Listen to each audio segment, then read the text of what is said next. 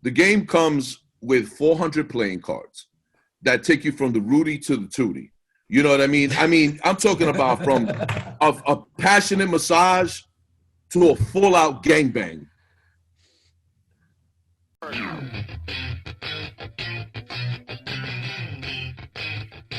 What's up, baby? Welcome back to another episode of Rated G with Gary G. Garcia and Brian Licata. I am your host, Gary G. Garcia, along with my partner in Misinformation, Brian Licata. Are you flexing right now? Is that what you're doing? I can't really. That reminded me of. First of all, man, don't even fuck with that shit. But that reminded me of back in the day, you know, when they had the cartoons and then it would drop like a little U. Yeah, they've compared my body to spaghetti, really. Linguine, spaghetti, angel hair mostly, you know? Yeah. I'm limber though, you know? I have you ever seen those big inflatable things that they put out in front of like a car dealership or something to get people? Yeah, that's you. Yeah, they say that's how I dance. Yeah, that's that. I'm not surprised at all. That seems about right. How was your weekend? How was your weekend, man? Was it good? It was good. Yeah, I actually had an interesting experience go down at the corner store by my house this morning. Right, so you know how it is at the corner store when you see a guy, you know he's going to ask you for money, right? Like you know the look, right? Like you see a guy from 25, 30 feet away coming towards you, he's going to ask me for money, right? So I'm going down to the corner store to get a pack of smokes. I got Boots with me, right? And then I see the guy coming up on a bike, obviously homeless, definitely going to ask me for money. Like I already know it's coming before he even locked eyes. I knew he was coming for me. So my guy, I'll give the guy a couple cigarettes. So I give him a couple cigarettes and then he like asked me for $1 and I'm like, listen, bro, like I got a 10, you know, I'm not giving you $1, you know. Just gave you $1 worth of cigarettes. Right. Exactly. Yeah. Like I'm not like you just like I got a 10, bro. You're not getting the 10. So I give him the cigarettes and then I start to walk away and he's like, yo, what about the $1? And Boots fucking jumps at him, bro. And I'm like, yo, my man. I was like, yo, my man. I said, I told you I got a 10 and I wouldn't make another step towards me because this dog will fucking bite you, bro. Dude, I get people fucking, I told you that dude fucking called me from a block away once, like he was my boy.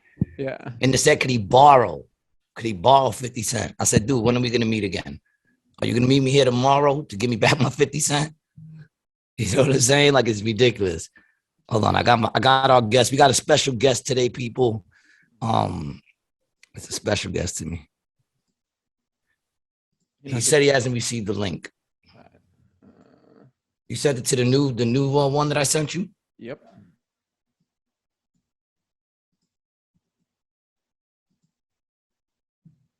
What's the junk mail? Mm-hmm. Maybe it went there. Yeah. Just make sure you type the email right? I mean, I gave it to you the way you sent it to me. Yeah, okay. I just copied it. Yep, that's what I did too. So let me see. Yeah, man, we got a very special guest coming on, man. He's a close personal. I would even go as far to say he's become family, man. He's my old DJ from Smokin Suckaz with Logic when I was signed to Epic Records. He was actually the first member to believe in the shit I was saying and join in. We'll talk about it once we get him. He's checking again once he gets on, you know. That shit, you know, we just do it. Technology people. Yeah, man. My week has been real good, by the way, man. I didn't ask. I know you didn't ask. I'm just telling you. My week has been really good. You know, as far as like stage and shit. Yes. I've been crushing it, dude. I've been fucking crushing it. Are you Cheers to me. Yeah, salute. Are you working on new stuff? Mm-hmm. Yeah. I'm always working on new stuff, man. Wow. I get bored. Yeah. You know what I'm saying? I get bored very easy. Sick of saying the same shit. Yeah, so, you know, I'm always working on new shit. But last night was fucking a great fucking show. Sold out crowd like usual on Saturdays. And I did like 45 minutes. And it was like a solid 45 minutes. Not a pause, not a slip. You know, there was one thing that I wish I would have said and I didn't say it, but What the fuck's going on here, man? You can text him that if you want to. I just sent you that All right, shit yeah. too. Yeah. Oh, here he is. He's here. All right, he's coming right now. There you go, man. I'm excited. This is gonna be a fucking crazy. Ah, shit. My dog. What's up, man? Ladies and gentlemen, I'm a little sleepy, but it's all good, man. Maybe let I me should throw these introduce you on. to my dog, one of my brothers from another mother, Jack Polo, aka Spank Dog, aka Spank Machavelli, my old DJ. And I was just saying how you were the first person to believe in the shit that I was kicking. Always. You know what I'm saying? The first person to join SSL with me. And it was crazy how we met. He started working. I started SSL. Yeah, he was at Power Play debatable. Studio. I'll go as far as to say me and you started SSL.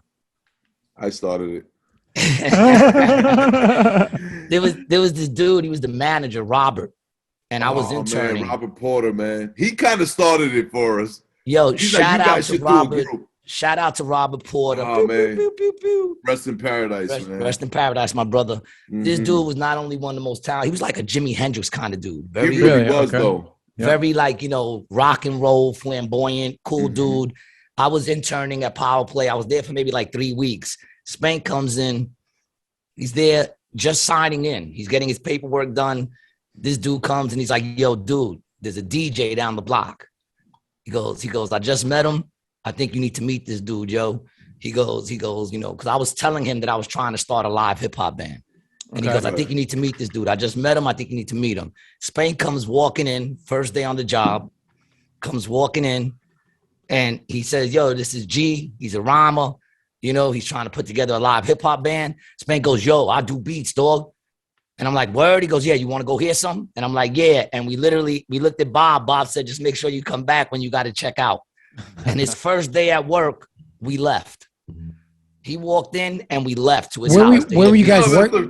Where were you working at, though? Power Play Studios. The number one hip hop studio at the time. Yeah, and this is 90s number one. What year is this? You guys 1990.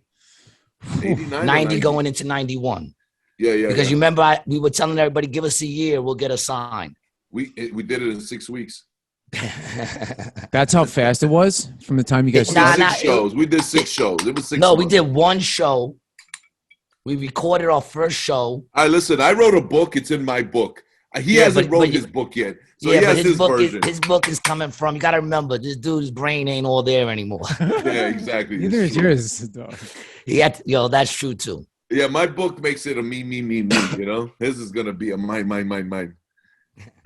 But this is my dog, man. This dude is straight hardcore. You don't understand. This is my brother from another mother, for real. Hardcore hustler. From SSL, he went on, even during SSL, he's the creator of Compound Music, who produced tracks for some of the major, who were some of the dudes you produced tracks for? Dang, just drop a couple. Now. I don't know, Missy Elliott, Lloyd Banks, Keisha Cole, Joel Ortiz, boom, Infamous Real Mob. Deal. All right, I'll stop. I tell you, man, all the people that I bring on this show, man, pay attention. And he went on to create a porn game, right? Is that the right word for it? A porn game? No. What would you call it? Not at all. But we'll go there. Do you have the commercial? Yeah, pull it up. Yeah. We're going to play the commercial. 2 commercials. So the one with the cute girl in the beginning, that's a very short one, to 1 minute. And then the other one's a 2-minute commercial. They're both very funny. I figured this is a comedic podcast. This is a good one for you guys to air. Whichever one you want to air. Well, we're going to show it. Not that one. Don't air that one. Don't show that one. He said, whichever one you want to show. Don't show that one. I sent you those 2. Scroll down. You're on the website. Yeah. Not the one the one that Gary sent me. The quality was too low. All right, so then just do the second one. The second one's funny. Just show the commercial. The second. That one. With the guy with the face. Yeah. You guys can see it. Yeah, we can see it. Yeah, show the commercial. Trouble communicating with your partner?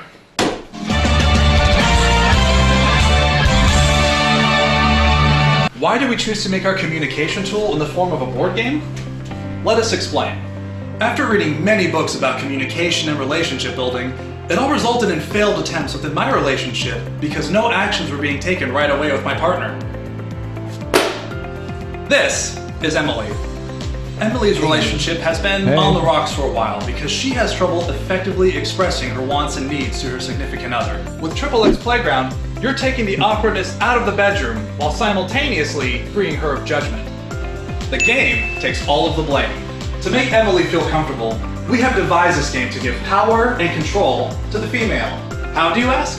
By the woman setting the environment.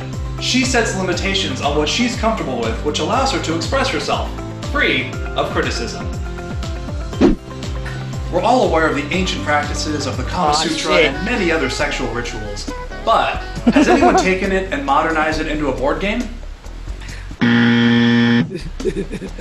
Yeah, we don't think so. Just ask our friend here. It's okay, buddy. Here. It's not just a useful communication tool for you and your significant other.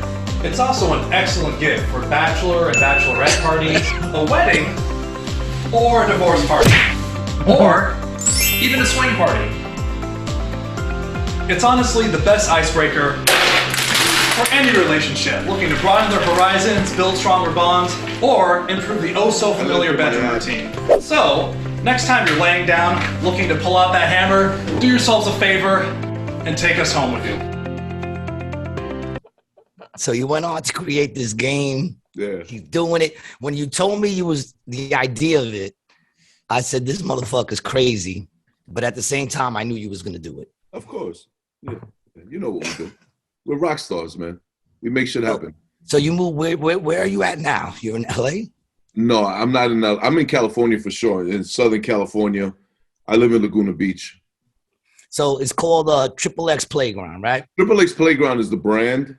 And for all intents and purposes, I guess the company, the parent company is Match Media, being Machavelli, but I have a lot of other names too. They call me Lucifer. They call me Jesus Christ. I don't know what I want to be called nowadays, but I stick to my government name since I just started using it at the age of 53. I'm just gonna call you Yeezy. Listen, at the age of 53, I finally started using my real name. That's fucking nuts. Oh, me too. Yeah, I decided I didn't want to be narcissistic anymore, so I'm just Jack Polo.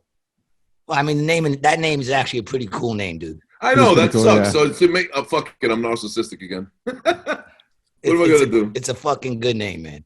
Yeah. I noticed you're growing your hair back too. Yeah, you notice? A little something, right? Yeah, man. Fucking I long see. shit. I see you. When I met him, this motherfucker had hair all the way down to his waist. He That's looked like fact. a fucking. I had very long hair. He looked like a fucking a Native American warrior when I met him. Motherfucker big for no reason, yo. He's just a big dude for no fucking reason. Hell, man. So what's going on, man? Talk to me. This is gonna be the best podcast because this is like family. It's not like family. It is family. G is. I kid you not. I don't say this. I don't use this term loosely. Like, he is my brother for sure. I love this guy. I mean, there's been times where I was down and out, and he gave me shelter. He's lived with me. I've kicked him out. He kicked me out. And we're still peoples. Yeah, that's why I bug he him. was right. He kicked me out because I took a chick home to his crib and I fucked the shit out of her. And she threw up all over the place, and then I left. All over my sheets. And he got up to clean. He was like, "What the fuck, dude?" And I was smoking all his weed. Not even care about company over to his house. That was the one that broke. That's the one that got me kicked out. The one that broke the camel's back was I came walking into my house. This motherfucker had my house filled with like 4 big dudes, and it was snowing outside. And my rule was take your shoes off when you come in. And this big motherfucker sitting on my couch with puddles under his boots. And I looked at him. I said, "Who the fuck are you?" And then Spank's like, "Yo, dude, that's my boy." I said, "I wasn't talking to you. I was talking to him. Why do you got your shoes on in my house?" Yeah. But we still stay family. Of course, and that's the thing that gets me. I was in the wrong. Man. One thing about me, I recognize if I'm wrong or right. You know, I take accountability, whatever. Nah, man, you're still my dog. And I would still see that's the thing. He's family, which means I would still try it again. You know what I'm saying? Like that's good to know because it might be coming up. I would try it again, man. I couldn't tell him no. You know what I'm saying? Oh, shit. I would definitely try it again. Right? Man, listen, you're my dog, yo. I told him the other day, if we wasn't family, I don't think we'd be friends because he's fucking nuts, and I don't like people nuttier than me. Right. Yeah. You know what I'm saying? I don't actually like comedic. I gave G his start. He stole all my material while I was locked up. I used to email him jokes, and then he said, I'm going to do stand-up, and started using my fucking jokes. I put you on blast now. He's like, yeah, right. You want to know what's funny is? I think he actually believes that. I do. That's what's fucking funny. I do. That means it's true. Do. If you believe it, it is true. Yeah. If you believe it is true, that's usually how it works, man. No, but you're G's looking been good there for me through thick and thin. I mean, he's been a real brother, man. I can't even begin to. I couldn't even downplay that ever. You know, and I hate fucking Geminis. Just so we're clear on this. But you know what? I also there are only recognize two Geminis that I I love in this world, and he's one of them. And my boy Eddie Morales is the other. My cousin Chico sucks. Big up to Chico. I love Chico, man. And I big emphasize Ram. on sucks. Nah, I love him too, man. I'm just listen. I recognize I could have been a better friend in a lot of situations, but not to me. You know, I think so. You still owe me that hat. Is that the hat you owe me? No, man. No. You know, he came by my job one day and he was wearing a hat, a Mets hat, but it was unique. It had the apple, was bit into whatever. Oh, I'm like, yo, I need that. He's like, I'm gonna get you one. I gotta get in touch with my man. 17, 18, 19, 20, 21, 22. 6 years. I'm still waiting for this fucking hat. They're hard to find. I said it was gonna take me a minute. Yeah, he wasn't lying. A long minute. Yeah, so let's talk. What do you want to talk about? Dude, we doing it. We talking right now. That's what's up. It's organic. I want to hear about the game. So what was the deal with the game? You want to hear how drop the game. Then let's talk about the game. You want to hear the benefit factors, or you just want to hear the whole spiel? The whole thing. I could go on. Do you have a copy with you? You have a game with you? I have about 7,000 games with me. First of all, the shit is ridiculous. Like the dice and everything. Podcast. Look, the dice and everything. Triple X Radio. I haven't started it yet, but I'm setting it up.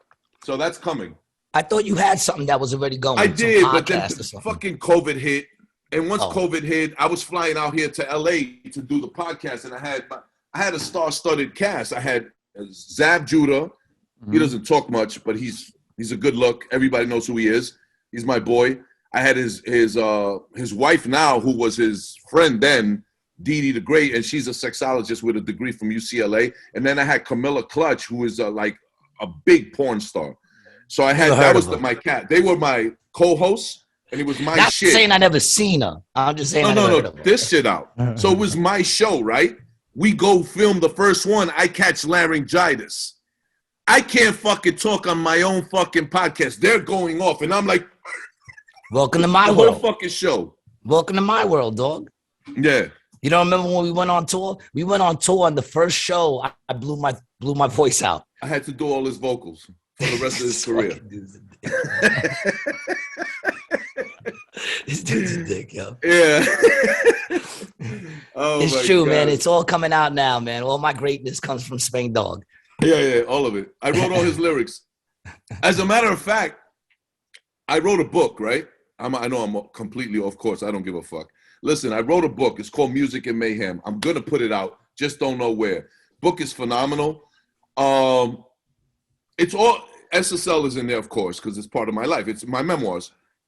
So what I did is when I conceptualized the format of the book, you know, usually books have a part 1, part 2, part 3. This one is a 3-part book. So I used the lyrics, G's lyrics from certain songs from the album as that's dope. In the parts, you know what I mean? And Very then cool. I named the parts after SSL because SSL was really, It was a big you know, thing for in me, our it was lives, my man. greatest accomplishment. It was great times. times. Cliche. But I've gone on to do many other things, but I never had as much fun as the way I royally fucked up SSL. Like I fucked that up. Like I fucked that package up. You know what I mean? I'll give you some credit, but I'm not going to give you all the credit. Yeah, he gives me all the credit for that. Yeah, No, it wasn't I don't. G at all. It was me. No. I don't give you all the credit. I think it was me, you, and, Mr. Watts. and Curtis. Yeah. That's who it was. It was me, you, and Curtis. That's it. Let's keep it real. That was the band. Because we had a mutant ninja turtle named fucking Peter George. He doesn't speak. And then we had 2 fucking white boys that they were scared to death. They could only speak when spoken to. So that was it. You know what I mean? So we were the band. And since I started the group, You know, You had to be it was my responsible for group. ending it. Yeah. They tried to assassinate me. The group. They fed me poisonous shrimp at a rehearsal right before we went on tour to try to get rid of me. Yo, I ate you're about a dick. 150 shrimp. I don't eat shrimp today because of it. I'm scarred for life, but I survived. And I went on tour. Dude, I you was just the only said you guy ate on like tour with a 150 45 shrimp. What the Magnum. fuck do we got to do with you getting sick off of that?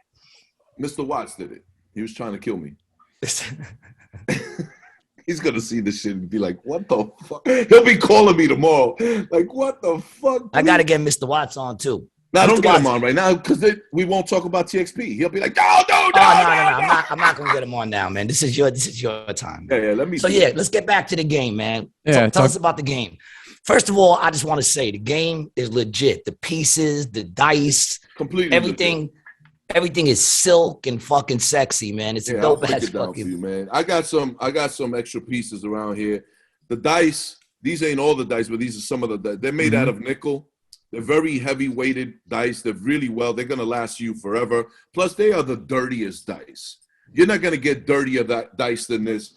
Yeah, no, it's hardcore. It's not like the regular kiss the nipple or anything like that. Yeah, This no, we're motherfucker not got doing any of that. cucumbers involved and shit like that. No. It's fucking insane. Fuck that. Here, these are the real dice, and the number dice is somewhere else. So it's 3 dice that come in here. You got a position dice, which is the peach one, and then you got his dice and her dice, right? They're made out of nickel, like I said. They're very nasty, you know. At any given moment, she's taking it up the ass. You know, you just never know. I mean, you could literally start this game, and the first round, you know, You're in the ass. you're in the ass. But she has she's got to get out of a jail free card, which is the black card. She gotta get out of jail. If she selects a card that, you know, is a little risque, if you will, then she can pick a black card. Mm-hmm. And I'll More read risque one to you. than up the ass. I love it. No, then she just has to answer something truthfully, but we know they all lie, so she's never going to tell the truth. But, you know, something simple like, do you swallow? She's going to say yes or no. Okay, but she has to hold on to that card she didn't feel comfortable using. She can hold up to 3 cards and answer 3 black cards, at which point she has to play each card out, the ones that she's been holding, for 1 minute each. So I made it 1 minute because most of these guys get too excited and they come on themselves and it's over. The game is over. So I figured in 1 minute, you know, if they can't hold it for a minute and watch a girl like play with herself, then they shouldn't be playing my game anyway. You know what I mean? Yeah. This game is straight not up, for because you. honestly, me, I go hard. I'm a fucking Viking. I had it going for 5 minutes, but they were like, this is unrealistic for regular guys.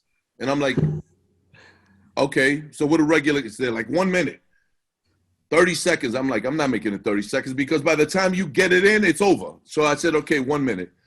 So all jokes aside, like this is the... He had to take it in the ass 45 minutes. And you're like, you know, the dude's That's probably going to 45-minute bust the card. 45 That's the only minutes. 45-minute card. But so the game comes fully loaded, all right? The game comes with 400 playing cards that take you from the Rudy to the Tootie. You know what I mean? I'm talking about from a passionate massage to a full-out gangbang. I don't know if I No want to play the judgment. game. Okay? I'm Now, scared. one of my slogans is, you know, you set the environment, we take it there. And what I mean by that is that I created this game. Clearly, I'm a guy, right? So I created this guy, and I'm heterosexual, by the way. Well, from the back, it's hard to tell.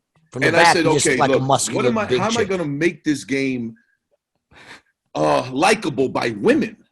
You know, they're going to hate me. And then I said, okay, the woman sets the environment. So what I mean by that is she takes the 400 cards. She selects the one she feels comfortable with. So she can be as slutty as she wants to be. In that sense, she sets the soft limits and the hard limits, right? Right. You can't do much about the dice, but hey, it is what it is. So now, that being said, she feels safe playing the game because even though it's still random, she already set the limitations. The guy's gun ho. He's like, fuck, we're going to go play. I don't have to cheat on my girl like she's going to do all the shit my other girl does, right? So this was how I was conceptualizing the game. Originally, I said, okay, there's no reason to be scared to ask a woman for a threesome when we could just make a game that makes it happen. So I coined the phrase, blame it on the game. So the game takes all the responsibility, and we go in as opponents, man, and we go in there to play. You know what I'm saying? And it's survival of the fittest. Really, that's what it is. It's an all-out game. So it's the perfect icebreaker. But then when I started thinking about marketing, and I'm like, I can't market this like a male chauvinist pig. So I had to dumb it down. And I said, okay, let me get serious about this. And I said, okay, there are many relationships out there suffering. People do not know how to coexist. And the reason being, now let me get intellectual with you.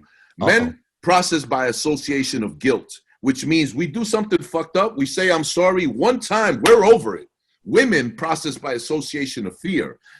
They receive that apology, but they relived and reenact that shit and enhance it by times 10 each time for an average of 6 to 10 times. Meaning you're fucked for about a year for some shit you did a year ago.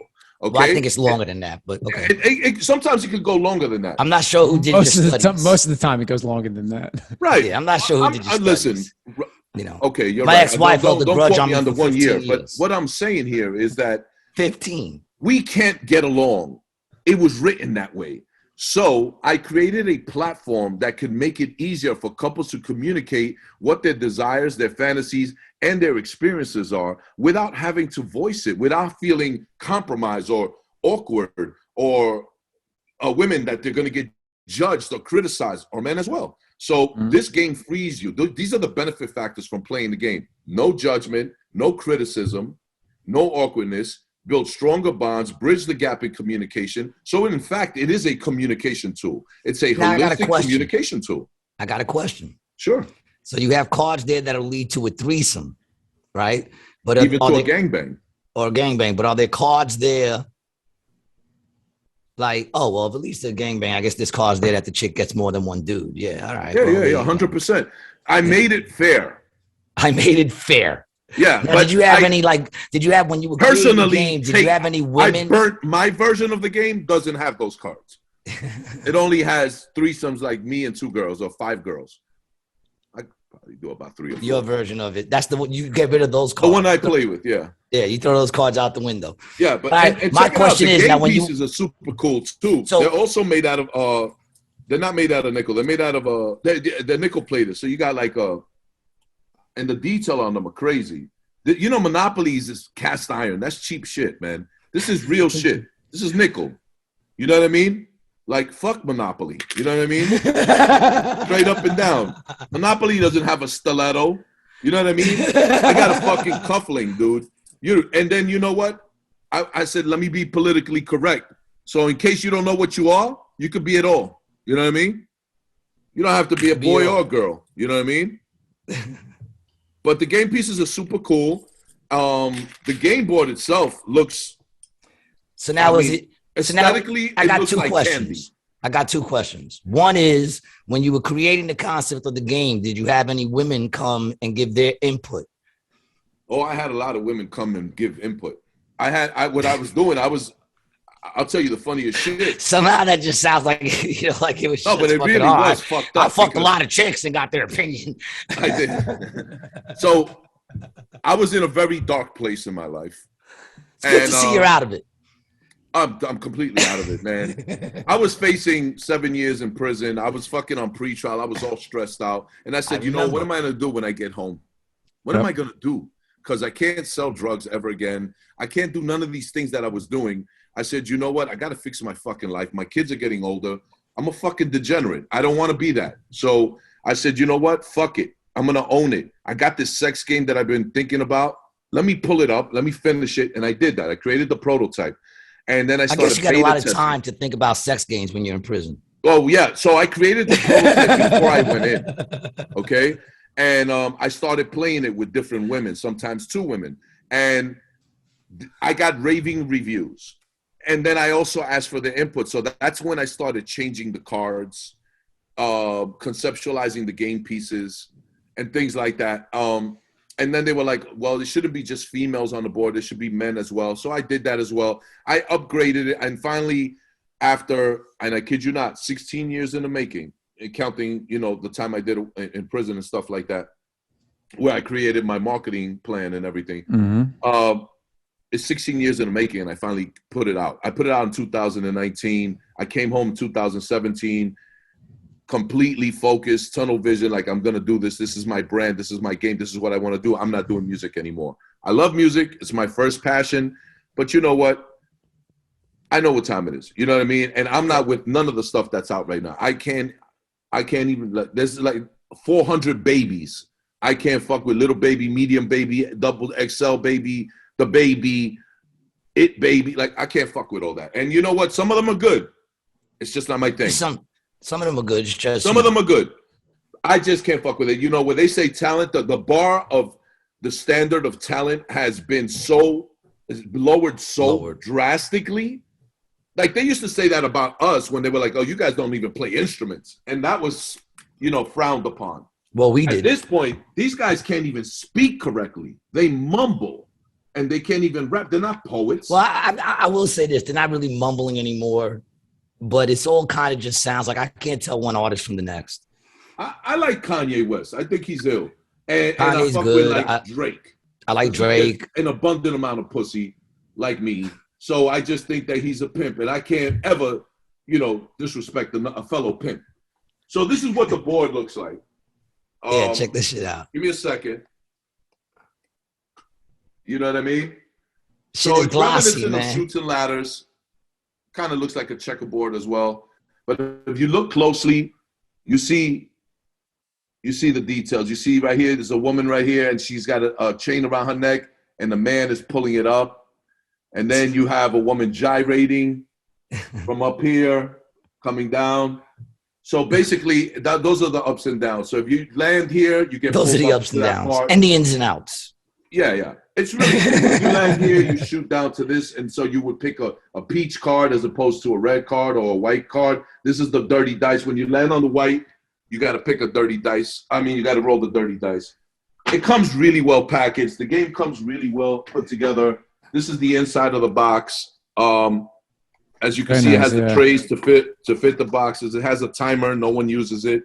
But the point of the game, the objective of the game is not to see who wins. It's to see how long you can go. Because everyone's a winner when you play Triple X Playground. It's not just a game. It's an experience. You know what I mean? Sort of like surround sound. Yeah. I always say that, you know, you don't watch my TV, you experience my TV, man. And if you want surround sound, you buy 2 games, you know, and you put them right here. You know what I mean? Or you go buy 5 games. Right? Now, is it cross-platform? In other words, it doesn't matter if you're straight, gay, you identify as a llama, which I intend to start. I intend to start identifying as a llama. Okay, so this is the deal with that. Just like Prince. I thought outside the box. I'm like, you know what? Okay, this is a heterosexual game. So then I went on to create the bisexual bi-curious game, the homosexual game, and the limited edition BDSM game. And now I am actually I'm in the midst of creating the soft version of the game, which is called Tryst. And so now I have 5 games. So I am going to be the king of the games. Like, that's a fact. There's nobody can fuck with me. I branded board games back, baby. Yeah, listen, I branded the best changing family night board games. So I own that. I own the best adult sex game ever. That belongs to me. And there's no bester. And if you want to get it, you can get it at XXXplayground.com. Spelled out completely. That's TRIPLEXPLAYGROUND.com. That's the first time I got it right. There you go. Yeah, man. You go and get it. There it is. Now it's on sale right for $119.99. Money back guarantee if you're not satisfied. I have 0 returns. I've sold. Let me see. I'm 15,000. I've sold many games. Many games, let me see. Man. 1 2 carry the 1. I've sold many games. Yeah, many games. You know what? Because I'm not going to brag, but you know what? I've sold many games, and I have 0 returns. And that's a fact. And I have raving reviews. Now, I want to speak about testimonials and reviews. All my reviews and testimonials are 100% true because I know for a fact that if you put a false review and the feds find out, you're going to prison for 7 years. And I don't need to go to prison for no time. So my reviews are 100% legit. I have Afterpay. You can buy it off of Amazon. I'm on Walmart, but I haven't set it up yet. So it should be set up maybe in a week. You can buy straight from me from my website, my IP address.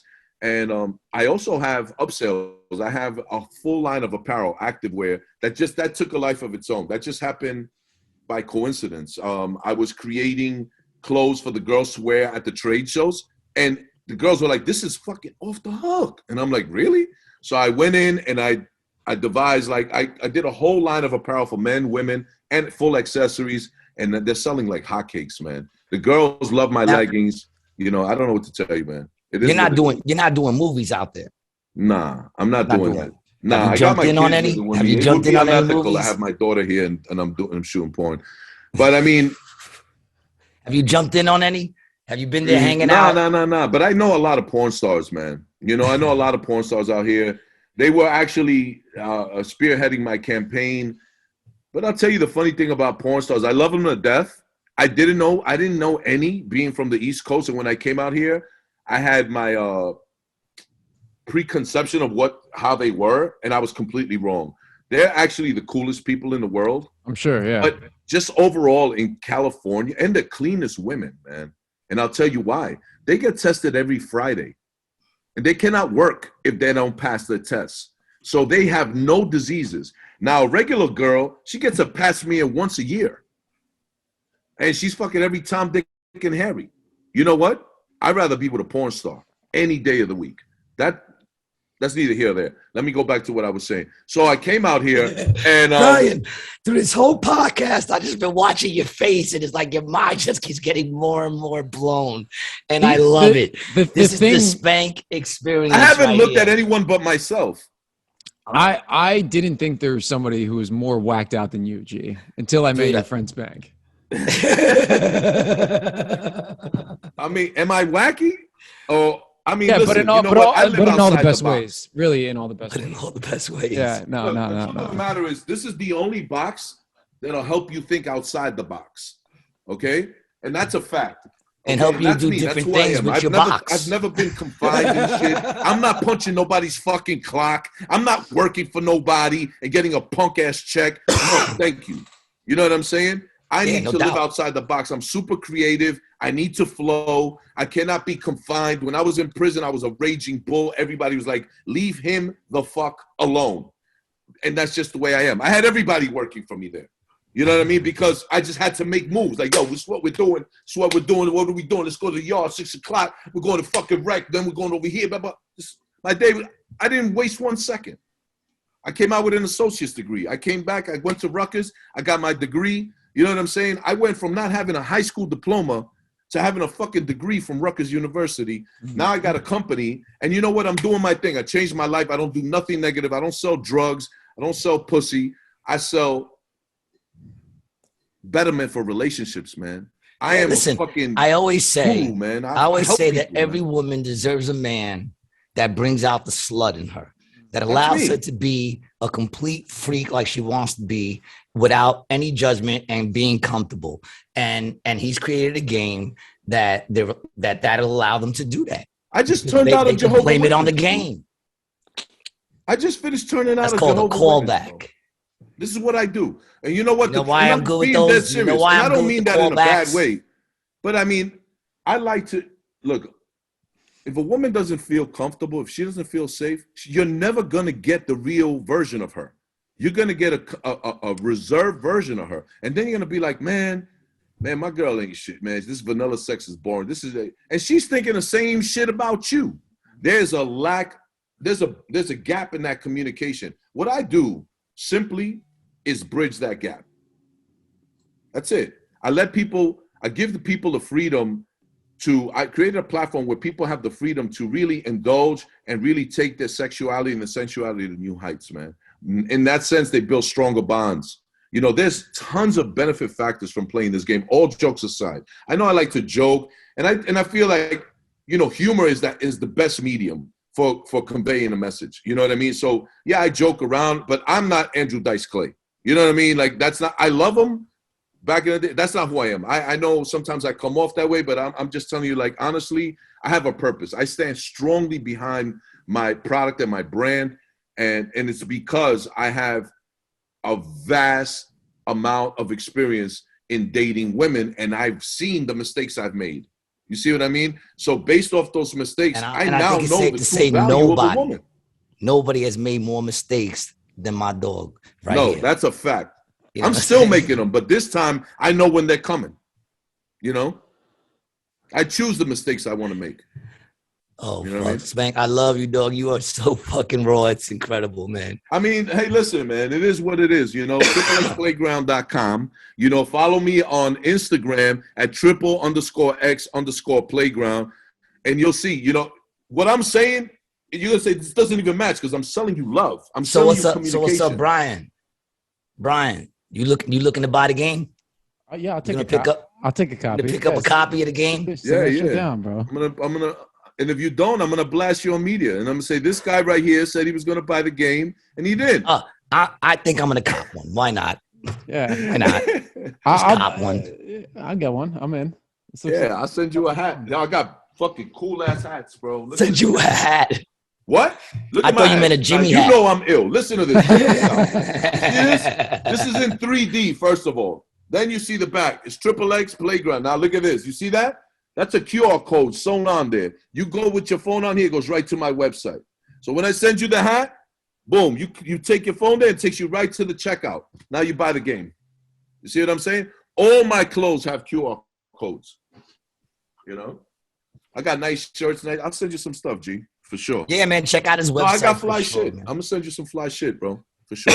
Check out what size? What size spandex you wear over there, buddy? Extra long, extra thin. I'll be sure to sell you my #1 selling tights. Yo, Spank.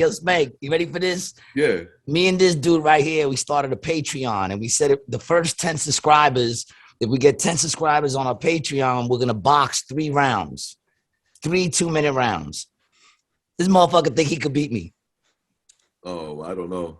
I don't know. But if you need boxing lessons, man, I could give you some. Spank. Yeah, I mean, you should take him up on that. You got to go out. Train with him. We haven't trained in a while, but did I ever talk about on the podcast when we had the riot in Buffalo or something? Was it in New York? Yeah, we talked about it a little bit, right? Oh, yes. and Albany. In Albany. Yeah, there was one in Illinois too. Illinois, we got into beef with what was the name of that bouncer group? That looked like fucking the Brown Hornet. Yeah, but we got it. Who was it? We got into beef with? Who was it again? I was never there. No, you wasn't at there. any. Oh well, no, the one in Illinois was my beef, but. Because what was it? We had the VIP, and then what was the band that showed up that wanted the VIP? What were they calling it? Flock of Seagulls? Was it Flock of Seagulls? Depeche Mode? Man. It was one of those bands. When you almost killed one of the Ziggy Marley girls. Yeah, that was you, dog. But either way, I'm sure in the book it was me. I'm sure in the book I'm the one that almost killed Ziggy Marley's fucking backup singer. I'm sure, but we all know. How did they almost die? I got it on video, by the way, just so you know. That's on video. Man. Ram sent me the video of that one. We did a show for the Kennedys, not like presidents, but like the family of the Kennedys. It was dope. We had a stage that went in circles. It was sick. And shit. It was insane. It was so insane that we wrecked. We started just wrecking all our equipment, everything but the turntables. We didn't. We thought we were those. the Cro-Mags. Yeah, we flipped the drums. We were bugging out. We go backstage. Everybody's still pumped up. And Spank is young. He's 20-something years old. Yeah. You can see he's an animal. He's pumped up. I'm 53. He fucking picks up a stool in the back room and throws it. And it hits the wall and it makes a hole in the wall. Yeah. But on the other side of the wall fell on her was head. Those speakers, those circle speakers that go in the wall. It popped out and hit the backup singer in the head. And then we got thrown off the tour. That's We not went from that bad. Ziggy loving us to Ziggy hating us. Yeah, he was loving us, man. We were He killing loving us, man. And then he hated us. It was all G's fault. It's always my fault, dog. Yeah, because he pumped me up. I- He did a great show. I Come on, got the bro. video. I Yeah, got it's the his video. fault. He did a I great show. walk Got me in. excited. I walk in and I go, what the fuck happened to the wall? And this motherfucker sitting there like a dog that just got busted doing something. He's like, I was excited. But then the dude who runs the place comes in and goes, what the fuck happened to my wall? You're gonna fucking pay for that. And his whole attitude clicked. Because he's, you know, he realized he fucked up. And that should be enough, but it wasn't enough for this dude. This dude was like, you're gonna pay for the fucking wall. And he said, hold the fuck on. And next thing you know, they're face to face, and that dude chilled out quick. I got it on video too. Psychoanalyzing me here. The How dude about chilled the out Albany thing? quick. That's what we were talking about, Albany. He didn't want no heat. No, you don't No. want to talk about Albany. You know why? Because I wasn't there. It was him. No, you wasn't there. But when we got back, we wanted to go back. Oh, yes, 100%. We got back and everybody was fucked up. Well, not me, because I was running people over with the van, but everybody else got maced. They were all fucked up. And Spank's like, we're going back. And we were like, we're not going Because back. I was in And the he's like, telly with a shorty. Her name was Robin Givens, by the way. That's the craziest shit. But it wasn't Robin Givens. She was way better looking than Robin Givens. And I didn't stay behind. I broke out with this girl. And Ram left with you. Ram wasn't there. yeah, but either. Ram was in the lobby because Yeah. there was a chub rocker with her, and he was like, I'm not taking that for the team. And I was like, Ram, you don't get pussy. Like, you better take anything you could get. Anyway, he didn't smash. He was in the lobby. I was upstairs doing my thing. I come downstairs. I see G frantic. My I wasn't adrenaline frantic is though, pumping. because I was the only one that didn't get He fucked was up. so pissed. He's like, dude, I fucking ran everybody over. I ran the van through the. Why's the van fucked up? I ran it through the front of the club. I'm like, all right, good. And then Mr. Watts comes out, and Mr. Watts already looks like a fucking Shaka Zulu. You know, Shaka Zulu. and like he's been running like 8,000 miles. You know what I'm saying? Yeah, and he's all he's wet. got a lump here, another lump here, another lump. He's lumpy. He had like 7 bouncers on top of him. Yeah, he had like 7 eye jammies. So yeah, I'm but he like, held his own. I'm He sure held he his did. own. At one So- point, he had them on top of him. It looked like that, you know, that statue with the dude holding Okay, so the just so world. you understand, Mr. Watts is a freak of nature. He is ridiculously strong, Mhm. Yeah, and his physique is intimidating. and he's a drummer. And he's a drummer, and he's like one of the best drummers. He is no fucking joke. He's got knuckle 1992, game, Best all drummer right? in New York He's got City. knuckle game. He can fight. So I'm like, okay. He looked like comes the man out, with he's Holyfield. fucked up. Mr. Watts, no matter what, me and him are like oil and vinegar. I love him to death. You know what I'm saying? That's my brother. I love him. He talks to me once a year and only to ask me for work, and that's it. But he's still my brother, and I love him. So when I saw him lumped up, it just triggered. I blacked out. I'm like, I'm going to kill somebody. Like, this is it. Like, fuck Yeah. that. They got G and Watts. It's over. I didn't give a fuck about anybody else. I'll be honest. Even though Peter George was our boy, but he was more like the mascot. He never Nah, but spoke. he wasn't even in the fight, Peter George. Oh, I'm sure. So and wasn't so in and so now, But no one was mad at him because Peter George always said, man, you know, I'm not getting in no fights. yeah. You know what I'm and saying? Like, so he never had a anyway, fight in his life. So I'm like, let's go back. Big up to Peter George, by the way, who I know Yeah, is big up checking to this Peter out George for because he sure, fucking man. watches I'm not every trying to fucking throw episode. Peter George under the bus. He was just No, so but he quiet. didn't fight, and nobody said nothing because he said, The "Listen, only I'm not person that fucking could fighting." communicate to Peter George was G. That's the only person he spoke with in the whole tour, the whole That's not time. true. He never That's not spoke to anyone else. So, you know what I mean? We're like, yo, G, what is? We thought he was the Godfather. He Like, we remembers got- things differently. He said he Crazy. thought he was the Godfather. Yeah, he's like, yo, can you please send a message to Pete? You know what I mean? Like, Pete's not taking any messages right now. You know what I mean? But yo, so we get back.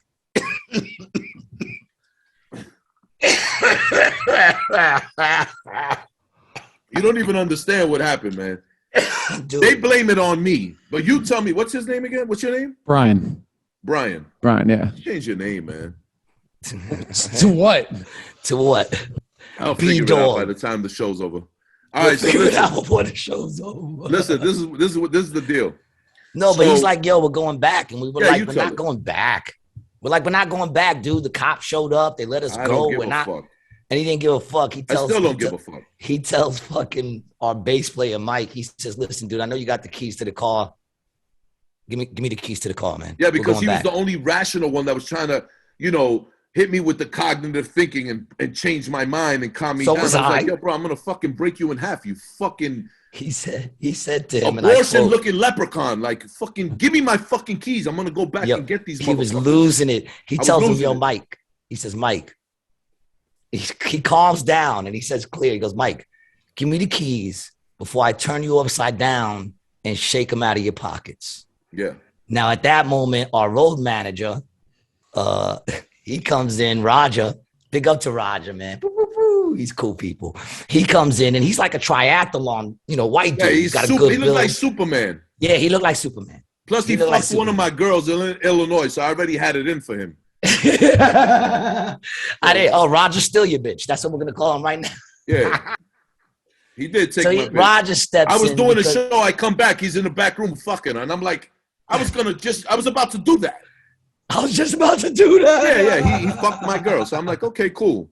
You fucked my girl. Fuck that bitch. I gotta be honest. I don't remember any of these stories. I remember because I flew in with her. I was on the plane with her. I bagged her. That. I invited her to the show. I'm very good. She had a donkey. I'm very good at staying out of what's going on around me if it doesn't concern me. But he says to him, Roger comes in and he says told me I wasn't going to do shit. He said, no, that's not what he said. He said, listen, Spank, relax. We're not going to go back. Mike doesn't have the keys. I have the keys. And he goes, come on, man, what are you going to do? You're going to turn me over? Like he said, like, come on, dude, what are you going to do? Turn me over and shake him out of my pocket? When he said that, for me, everything just went into slow motion. It was like, and I just remember me going, no. Yeah, he did do that. And Spank just peeled back, bow, and blasted him. Shit was real, dog. And then he pulls out this crazy ass blade because now he's just animalized up. Kill him. Yeah, he's in a rage. I jump on his back because no one else was jumping in. Yeah, the whole band's beating me up. No one else jumped in. No one else jumped in. Because the same way I was close with Pete, it was the same thing with me and Spank. Yeah, no. They sent me to talk to Spank. My brother, man. I jump on his back. Man.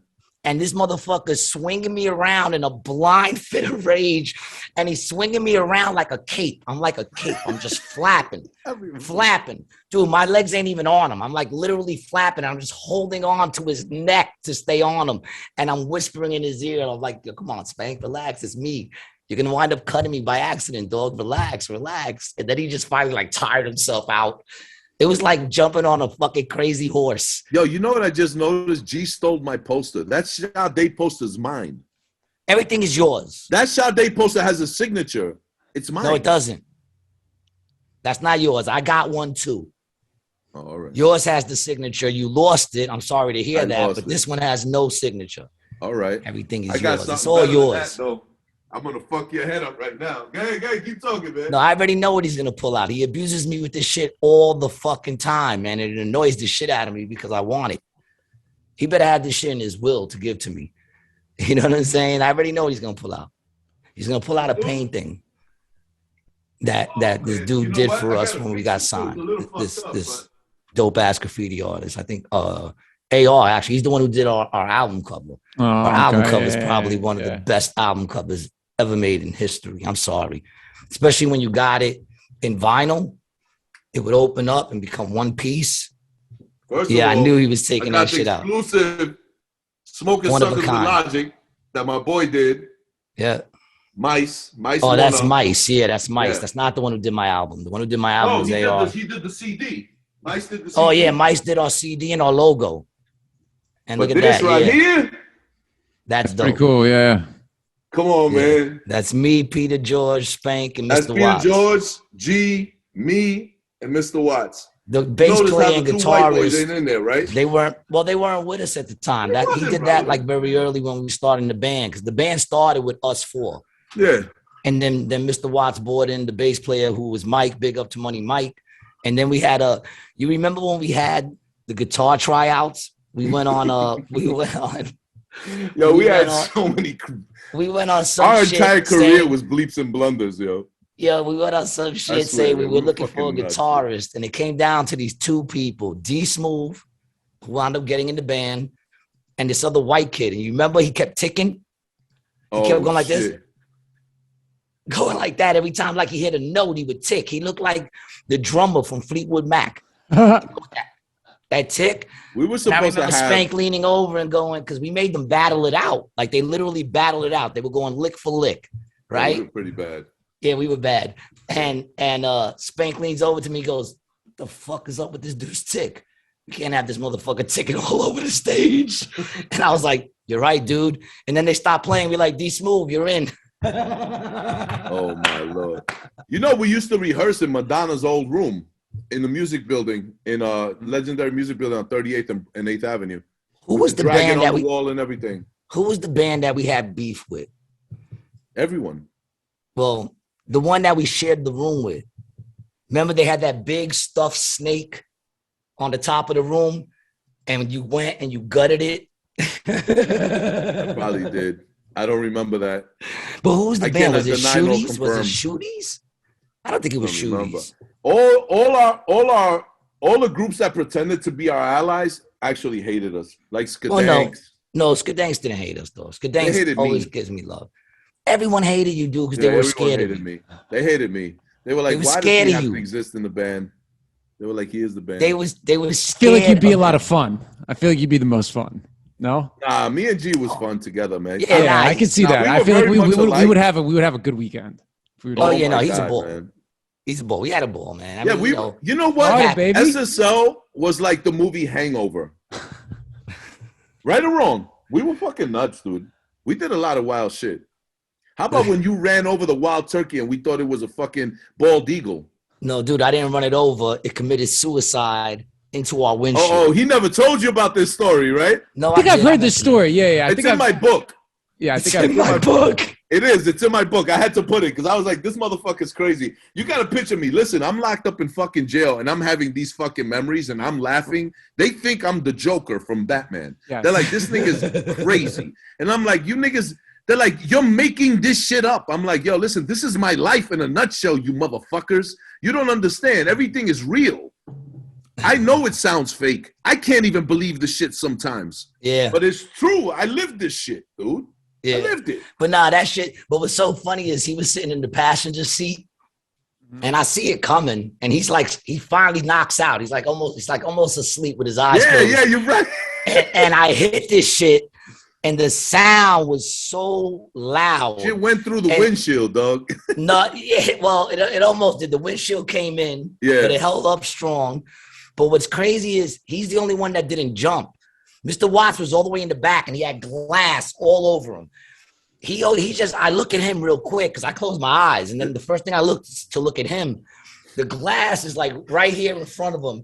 He just opens his eyes and looks at it. He's like, yo, what the fuck did you just do? He pulled right over, and all that was left was a feather. Remember? Just Feather, one yeah. feather sticking in the thing. Yeah, and then we thought we killed a bald eagle, so everybody's stressed out. The cops are coming. You know what I mean? Like, No, it just so happened there was a cop there. Remember, we pulled right over, and there was a cop there pulled over. that's not the way I tell the story. I know you telling you. Yo, all I know is that fucking G That's killed not the fucking way I bald tell the eagle, bro. story. And we thought we was going to federal prison, and everybody was like, "Oh, how about when fuck that? How about when we went to Canada to do the 2 shows and we hit the border? And they're like, negative, he could never come in. They didn't let me in. Dude, that's the shit that really fucked us up. That was They the only straw. put us on a fucked up tour, man. Well, yeah, Listen. but that was the straw that broke the camel's back because we couldn't get into Canada. Yeah. It No was one fucked up because we spoke to came in me there. throughout the whole tour. They gave me PTSD. They would not speak to me. No one spoke Well, that's to wrong me. because here's the thing. When they said, listen, it's 4:00 in the morning, right? Just give us one person that you know doesn't have a record so we could run their name. And if that comes in clear, we'll pass everybody. So right away, I say, do my name. And everybody said, no, right away. And I'm like, what are you talking about? I don't got a record. They're like, dude, you got to have a record. And then Mike goes Peter George. And Peter George had a record. Because he got busted in some bullshit state for weed, for a joint. With weed. You know what I'm saying? Then when they ran my shit. So when our names popped, when his name popped, they ran everybody. And everybody was bing. You hear the little bing. Then they ran Spank, and Spank goes bing, bing, bing, bing, bing. Bang, bang, bang, bang, bang, bang, bang, bang, bang, bang, bang, bang, bang, bang. They were like, he could never come in here, never. It just kept coming out. They had to go get a box of computer paper from the other room. Yo, no, listen, man. They had an intervention before we got signed. Remember the intervention we had in the tape closet? Hold on a second, real quick, to end that story. Do you know who didn't bing? I didn't bing. I did not bing. All I kept saying was, I can go in, I can go out. I could go in because there was the border right there. And I was stepping across the border. They didn't listen to me, man. Yeah, we fucked that up, man. Because if we would have went over there, you could have been the next Drake. That's why this world is as fucked up as it is, because people don't listen to me. Episode 1. Check it out. Episode 1. You know, that's a fact, though, man, because, damn, that was so bad. Imagine we would have went to Montreal. And where was it? Quebec? I don't know where we were. Dude, once we didn't get into Canada, then they dropped us from the Lollapalooza. They dropped us from the other shit they were doing, the new Woodstock that was coming out. We was about to open up for Pearl Jam. Yo, it's crazy. Like, the time that you guys were getting involved in that was the perfect time to be involved in that shit. Like, the problem we were the Limp Bizkit before Limp Bizkit. I'm telling you, I still think we stand in a class of our own. I don't know, man. 100%. I mean, the album is Rage Against the Machine is probably the closest. Yeah, no, for sure, man. But what's crazy is that like, if we didn't get dropped from all those fucking things, boy, forget about it. We got blackballed, literally blackballed. They hated us. Plus, I was extorting my A&R. That's another thing that kind of fucked us up. Yeah. Yeah, I was getting him every time. Every week, every payday. He hated me, dude. Then he would not let me upstairs, so I'd show up to his house. And then when that money ran out, I started going to the fucking manager's house, Ed Shapiro. Oh, man, big up to Ed Shapiro, man. Big up to anybody. Money, Ed Shapiro, Roger Schumann, fucking Ben Goodman. Big up to all y'all who had to put up with our shit. Yeah. You know what the problem was? We came in at a time. To all of you. Not Roger, though. Who? I apologize to them, but not to Roger. Because he banged the lady that you care less about? Yeah. All right. Well, whatever. No, Roger's cool with me, man. I mean, because he tried to call me out. He didn't. You just took it that way. He really didn't. That way. He really didn't. He just thought that, he was a party that wasn't, he thought like because he thought he was a part of the family, and he wasn't, dude. He was the hired help. But what's funny? I spoke to him about that, and he said that after you hit him, he said, after Spank hit me, I was more determined than ever to finish this tour with you guys. No, he wasn't. He left. No, he didn't. He's the only one that stayed. Ed Shapiro quit on us. Remember, I was on the phone yelling at him, and then I hung up, and you guys were like, "What happened?" I said, "He quit." You were like, "What?" And I said, "He quit." Yeah, well, Mr. Watts hated me, man. It was all my fault. If you ask Mr. Watts, it'd be like Spank did it all. It was. Never mind the fact that Mr. Watts had 17 record deals at the same time, and he was in breach of contract on every single one of them. That's neither here nor there. It's just was all me. I think me and Mr. Watts and you were the problem. The egos were really big. Yeah. But the problem was also that we came in at a time when they wasn't putting up with that rock and roll shit anymore. Like, and we were rock and roll. We would go to a hotel, throw the TV out the window, rock and roll. And I want to say something for the record. The labels weren't having that shit no more. G probably never said this before, but at that time, just so you guys understand, SSO, yeah, we were in Wood in the Hood, but they didn't promote us, okay? They shelved us because we were toxic. But besides that, when we got signed, they were giving rap groups, and I say Def Jam was giving rap groups 60 to 80,000 for signing. That was their budget to make a record, okay? Yeah. We got $500,000 $455,000 to be exact, for signing. You know what I mean? That's a rock star. That's what Guns N' Roses and them kind of niggas was getting back then for signing their first album. Don't let it fool you. They don't just give you that money. Right. I'm not saying they handed us that money. That was the we budget went over budget. But not only that, we had 100%. I fought for this 100% full creativity. That's why our album cover looks the way it does, the album sounds the way it does, and the CD looks the way it does. But in hindsight, we should have brought in a producer to have an extra ear for the album. I think sound wise, potatoes. I think the album is fucking classic. I think it's even our photographer, Daniel Hastings. Big up to Daniel Hastings. Oh yeah, big up to Daniel. Anybody who had to fuck with us. Yo, do you guys do you still have like old like VHS tapes and video? We had everything, and my cousin Ram lost everything. He left. No, he didn't lose it all, did he? He had everything. He lost it. I mean, this stuff up. You can see some of our old. You could actually see the concert in the circle on YouTube. I mean, it's shitty footage. It's back in the day, but you can see the concert where we were turning on the stage and we wreck all the equipment. Oh wow, that's dope. I didn't. That's on YouTube. He put like 3 of them on YouTube. 3 full-length shows. Ram. Oh, he did? Yeah, on YouTube you can see like 3 full-length shows. I don't think he even remembers that. Yeah, it's up there. Okay. And I think actually at the end of that one, I think you throwing the thing through the wall is actually in that video on YouTube. So I think anybody could actually see what went down that day.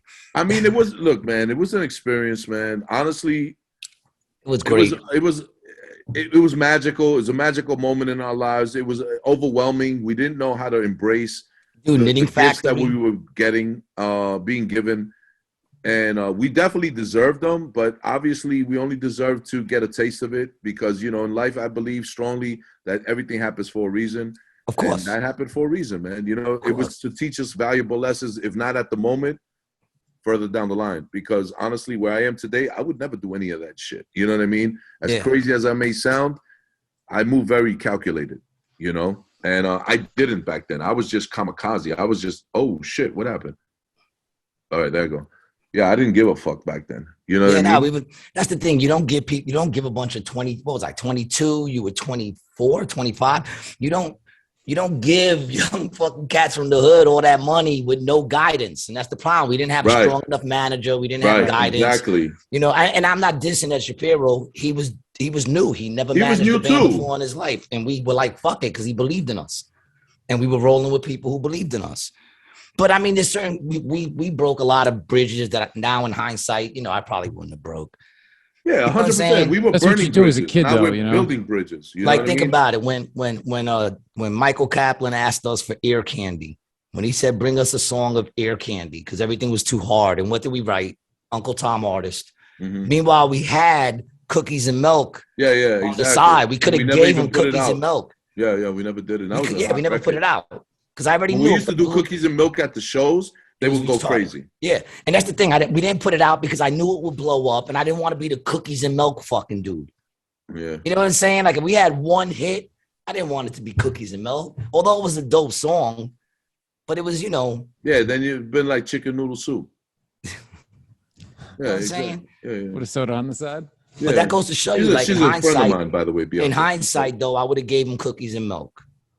I would have said, all right, here's that, that Ear Candy. There was also the internal dysfunctionality going on, like the direction we wanted to go in. I was very much trying to control everything at that time. And well, everyone was. I know, but I was being effective at it.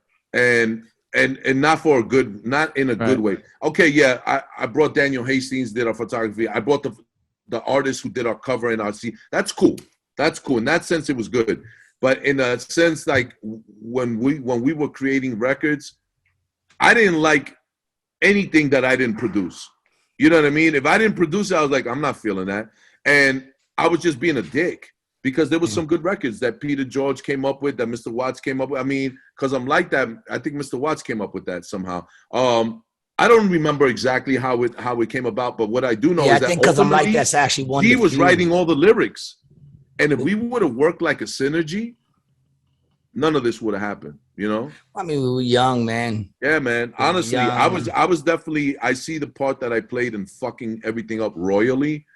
but I don't have any regrets. Some people say, man, you could have been a fucking rock star millionaire. And I'm like, I am a rock star. Yeah. I always say all the time, and I don't need to be a millionaire, bro. Like Yeah, I'm wealthy within. You know, like success? fuck that. I have an abundant amount of knowledge, bro. Believe me when I Yo, tell dude, you so. Dude, but the problem, you want to know what the problem is? Like I always say, man, I'll give you the credit, but not all of it. Your problem is that you just naturally were intimidating. Like right now, this is him as a buttercup. Back in those days, he was just naturally intimidating. So it was like I was doing the shit he was doing. I was being a diva. Mr. Watts was being a diva, and Mr. Watts was also big. So he was noticed more than me, but he was also like, you know, Mr. Watts was more nice. He was a nicer dude. You know what I'm saying? Like he wasn't intimidating. He was just a big dude that you really crazy. So knew not to fuck with. That wasn't intimidating. He'd have rainbow pants on. Yeah, like he was just like he was more of a free spirit. So he was just naturally intimidating. So when he did the shit that we did, it was scary to a lot of people, and for good reason. Like for Ben Goldman, he had a reason to be scared of you. You were fucking, extorting him. I put a gun in his face plenty of times. That's what I'm saying. Yeah, I did. You know, I didn't like him. I don't dislike him now, but I didn't like him at the time. But we were like his first band too. Yeah, so because he was green behind the ears and he was just a yes dude. And I don't like yes dudes. So I was like, this yes nigga, we got to get him the fuck out of here. And then Michael Kaplan was excited about the thought, but he didn't respect us. You know what I mean? He would burp in our faces. Like they were just very, very. I was going to say something crazy. I'm not going to say that. They were just kind of honestly. They were a little bit too much. I mean, hold on a second, because my daughter's about to put on music. Sophie, don't put the music on. I'm doing a. We didn't always see eye to eye with them, and we like really soon. You know, we didn't give in at all. And I think if we would have given a little bit more, they would have, you know, I blame myself a lot too, because when he told us to write that song and I wrote Uncle Tom Artist, from that point on, Michael Kaplan changed the way he thought. He realized we weren't going to give him anything he asked for. You know what I'm saying? He tried to give us a producer, we fired him. He gave us another producer, we fired him. He wanted to put us in one place, we went to the other place. Then when we gave him the shit, he said, this shit is dope, but I want you to give me one track that's ear candy. I wrote Uncle Tom Artist. I remember he only listened up until KRS saying Uncle Tom House, do scare me. He stopped it, looked at me and said, okay. I'll never forget that day. It was just me and him alone. And from that point on, that's why I say I give you credit, but we were all blown up in our heads before we even released the album. You know? So we all got a little thing to play. Yeah, it happened too fast. It happened way fast. You know what I mean? Like, honestly, we did 6 shows and got a deal. We had a bidding war of 122 labels trying to sign us. You got that wrong. We did one show and we recorded the cassette. And then I bought it to Joe, and Joe bought us that day to Epic. And they were already into us. Now, by the time, but I'm saying by the time we had the bidding war, we were 6 shows in. 6 shows in. Yeah, 6 shows in. And it's not a regular bidding war. Back then, there were multiple major labels, and abundant. There was about 150 indie labels and 22 major labels. Every single one of them wanted to sign us. Lamborghini wanted to start a record label and give us Lamborghinis. That was the perk for signing. And we're like, I was like, let's go with them. I wanted a Lambo. They were like, nah, you're bugging, dude. Like, it was just crazy. They didn't even know music. It was like they didn't even start with kidding. But ironically, they would have gave us the creative freedom that we needed. Ironically, I would have had a Lambo. Yeah, exactly. We would have had Lambos. We had a Countach. Which would be parked outside going nowhere because I wouldn't have the money to maintain it. Right. Right, exactly. Spank. I mean, but a lot of things happen. But, you know, in retrospect, man, they're incredible memories. You can't never forget them. Every time I'm going to have Mr. Watts on for sure. I spoke to Peter George. He was like, I really don't want to go on the show. You don't talk much. Yeah, but here's the thing. I definitely want to do one with all of us. Have a little. That would be fun. It'll just be me, you, and Mr. Watts talking again. That's all right. Pete raising his hand. Can I talk? No, not Pete. Fucking Money Mike. Yeah, we'll get Money Mike on here, yo. Money Mike's actually very successful, very smart. Money Mike's always successful. He didn't need the band. Everybody's successful, man. Money Mike was in it for the music. Yeah. Listen, Mr. man, Watts, if they want to follow you, he's doing Spank, really good. where do they follow you again? You can follow me on triple_X_playground. That's spelled out TRIPLE_X_PLAYGROUND. That's my Instagram. All other social media, it's triple X Playground. And they all link. If you go to my website, There you go. all the links are There's there. the website right there. Yeah, that's the Instagram. There's the Instagram. Yeah, so you see my models wearing my clothes, and you see the game. Every other, I alternated day by day. So communication, you see the girls, you see what I'm doing. I got them in b-boy stands wearing my athletic gear. You know, I'm a b-boy at heart, so you know I keep it like that. But yeah, man, listen, it's a movement. Triple X Playground. It definitely will change your life. It's the game that keeps on giving. You know, it's not just a game, it's an experience, and I mean that from the bottom of my heart, man. Like, it's really, really a fun-filled game. There's no trivia. This is just on go time, like me. You know what I'm saying? The game is on go time. I guarantee you, get your stamina up, get your endurance up before you play this game. It's not for lames. It's nothing vanilla. This is completely, it's Napoleon, if anything. It's got multiple flavors. So, you know what I mean? That's what it is, Spank, man. I love you, dog. G. I love you, dog. I appreciate you for spending some time with us, man, and working with us to get this shit put together, man. You're my fam. You're my dog. You got to come down to AC, check out a show. If I go out there, I'll let you know for sure. If you I got your name. Your name is Bernie Bonbons. Bernie Bonbons. That's it. That's your name, Bernie Bonbon. All right. So, Bernie Bonbon, thank you for putting up with my shit and making the show a success. I love the dynamic between the two of you. Just make sure you always stand behind my boy because he's the star. And dude, he got my back like no other, man. I love this dude, man.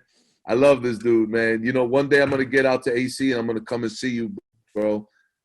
For real, Frank, that's a fact, man. You're the second realest dude I know. The first one being myself. That's what's up, man. I respect that, man. I love you more today than I loved you yesterday. Always, dog. Always, you know what I'm man. saying? And that's super bulletproof love. You know what it is with me, man. It's 100. There's no other way.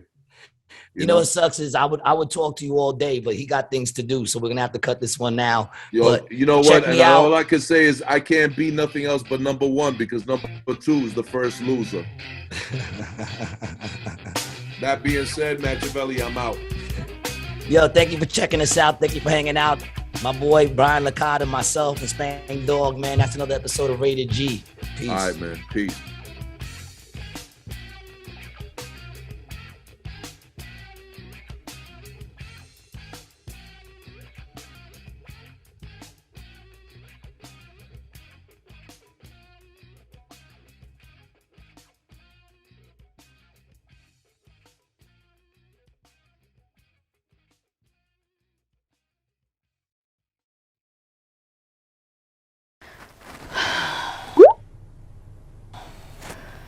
We need your help. Things have been so boring, bland. We need some change. Please. I think I got something for you guys. Try this.